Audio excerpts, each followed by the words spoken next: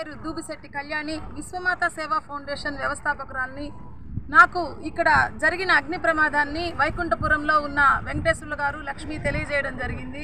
వారు కట్టుబట్టలు తోటి ఉండిపోయారు, వారికి కట్టుకోవడానికి బట్టలు కావాలి అని మన ఫౌండేషన్కి తెలిపిన వెంటనే నేను వాట్సాప్ మెసేజ్ ద్వారా మా ఫౌండేషన్ సభ్యులకు తెలిపిన వెంటనే వాళ్ళ ఇళ్లలో ఉన్న బట్టలన్నీ తెచ్చిచ్చినందుకు ప్రతి ఒక్కరికి పేరు పేరున నేను ధన్యవాదాలు తెలుపుతూ, ఇక్కడికి మా ఫౌండేషన్ సభ్యులైన సుభాష్ని గారు నా స్నేహితురాలండి, వెంటనే స్పందించి వచ్చింది.